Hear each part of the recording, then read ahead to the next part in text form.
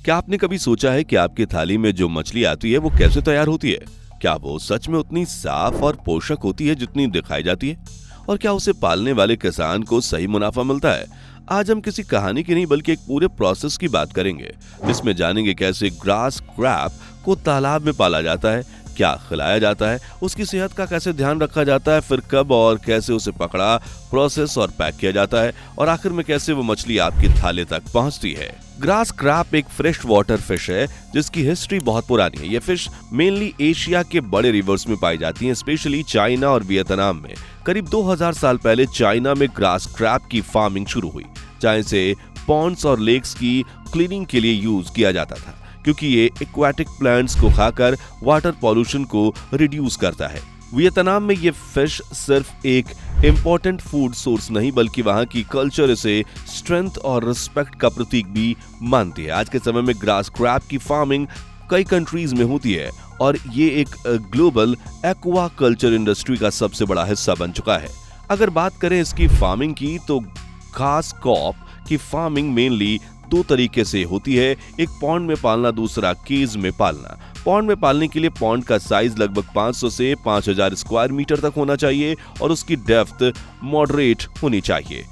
अब सबसे पहले इस पॉन्ड को अच्छे से रिनोवेट करना होता है ताकि फिश के लिए परफेक्ट एनवायरनमेंट बन सके। पानी का पीएच लेवल 6.5 से 8 के बीच रखना जरूरी होता है और ऑक्सीजन की मात्रा भी ठीक रहनी चाहिए, क्योंकि हेल्दी ग्रोथ और फिश की वेल बीइंग के लिए ये बहुत ही इंपॉर्टेंट और नॉर्मल वाटर केज करना भी जरूरी होता है ताकि पानी में जमा हुए पॉल्यूशंस और वेस्ट निकल जाएं। जब पॉन्ड तैयार हो जाता है तो उसमें मछलियों के बच्चे यानी फ्राई को सही डेंसिटी पर स्टॉक किया जाता है और मछलियों को खाना देने के लिए elephant grass, green vegetable, rice bran, corn, चोकर और इंडस्ट्रियल फीड जैसी चीजें दी जाती हैं।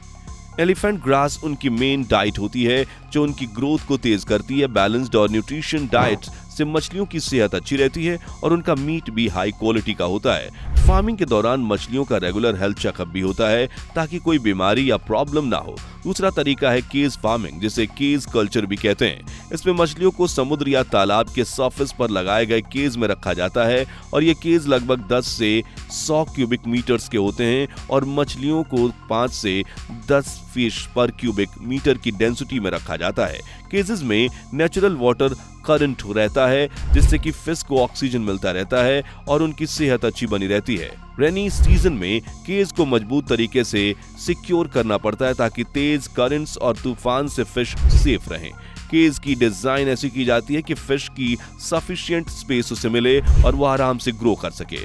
फिर जब मछलियां बड़ी होने लगती हैं तो उन्हें पकड़ने का बेस्ट टाइम होता है अर्ली मॉर्निंग या इवनिंग, क्योंकि इस समय मछलियां सरफेस के पास आती हैं और उन्हें पकड़ने के लिए पॉन्ड का पानी थोड़ा ड्रेन किया जाता है ताकि उन्हें पकड़ना आसान हो जाए। फिर नेट की मदद से धीरे धीरे उनको निकाला जाता है ताकि उन्हें स्ट्रेस ना हो और चोट भी ना लगे।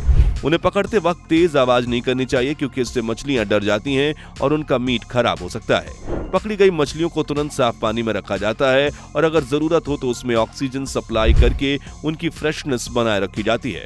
इस तरीके से मछलियां हेल्दी और फ्रेश बनी रहती हैं, जिससे फाइनल प्रोडक्ट की क्वालिटी बेहतर होती है। प्रोसेसिंग की प्रोसेस में सबसे पहले मछलियों को अच्छे से धुला जाता है ताकि उस पर लगी सारी गंदगी और इम्प्योरिटीज हट जाएं। इसके बाद मछलियों को कन्वेयर बेल्ट पर रखा जाता है ताकि स्किल्ड क्राफ्ट्समैन हाथों से बड़े ध्यान से तरीके से फिश मीट को हड्डियों से अलग करते हैं।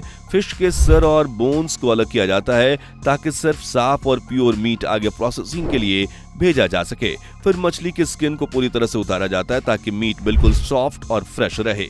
इस पूरे प्रोसेस में हाइजीन और क्लीनलीनेस का पूरा ध्यान रखा जाता है ताकि मीट में कोई बैक्टीरिया या कंटेमिनेशन ना हो। मीट की क्वालिटी चेक करने के बाद उसे पैकिंग के लिए तैयार किया जाता है और पैकिंग में फिश मीट को स्पेशल बॉक्सेस में लेयर बाय लेयर रखा जाता है, जिससे हर लेयर के बीच में प्रोटेक्टिव लाइनिंग लगाई जाती है ताकि फ्रेशनेस बनी रहे। ग्रास क्रैप का मीट स्वाद में टेस्टी होने के साथ न्यूट्रिशन से भी भरपूर होता है, इसलिए इसे फैमिली मील्स के साथ साथ स्पेशल ओकेजन्स पर भी पसंद किया जाता है।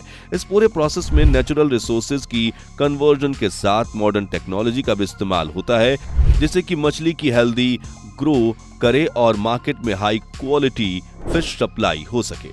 फिश फार्मर्स और प्रोड्यूसर के लिए ये जरूरी है कि वो इस प्रोसेस को सही तरीके से अपनाएं और ताकि प्रोडक्शन बढ़े और कंज्यूमर्स को फ्रेश, टेस्टी और हेल्दी फीस मिल सके।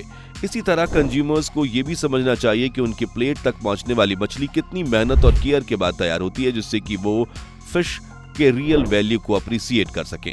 ग्रास क्रैब की फार्मिंग और प्रोसेसिंग न सिर्फ इकोनॉमिकली बेनिफिशियल है बल्कि ये एनवायरनमेंट के लिए भी काफी हेल्पफुल साबित होती है, क्योंकि ये नेचुरली पॉन्ड्स और लेक्स को साफ करने में मदद करती हैं। इसकी फीडिंग सिस्टम में ग्रीन प्लांट्स जैसे एलिफेंट ग्रास और लीफी वेजिटेबल्स का इस्तेमाल होता है, जिससे केमिकल फर्टिलाइजर्स की जरूरत कम पड़ती है और वाटर पॉल्यूशन भी अंडर कंट्रोल रहता है। इस वजह से सस्टेनेबल एक्वा कल्चर का एक बेहतरीन एग्जाम्पल इसे माना जाता है। मछली पालन में balanced water level, proper temperature, oxygen availability और वाटर फ्लो का बहुत बड़ा रोल होता है। इसके अलावा टाइमली फीडिंग और रूटीन हेल्थ चेकअप करना भी जरूरी होता है ताकि फिश किसी भी बीमारी से सेफ रहे। अगर मछली को कोई इन्फेक्शन या इलनेस हो जाए तो तुरंत प्रॉपर ट्रीटमेंट दिया जाता है ताकि नुकसान मिनिमाइज किया जा सके और ओवरऑल प्रोडक्टिविटी मेंटेन रहे। प्रोसेसिंग सेंटर्स में जब ग्रास क्रैब फिशेस को कैच किया जाता है तो उन्हें तुरंत कोल्ड स्टोरेज में रखा जाता है ताकि उनका फ्लैश खराब ना हो। पूरे प्रोसेस में क्लीननेस और फूड सेफ्टी स्टैंडर्ड्स का स्ट्रिक्ट फॉलो अप किया जाता है ताकि कस्टमर्स को हाई क्वालिटी और सेफ मीट मिल सके। पैकेजिंग कंप्लीट होने के बाद फिश प्रोडक्ट को मार्केट तक पहुंचाने के लिए कोल्ड चेन ट्रांसपोर्ट इंश्योर किया जाता है, जिससे फिश फ्रेश बनी रहे और उसकी क्वालिटी कम ना हो।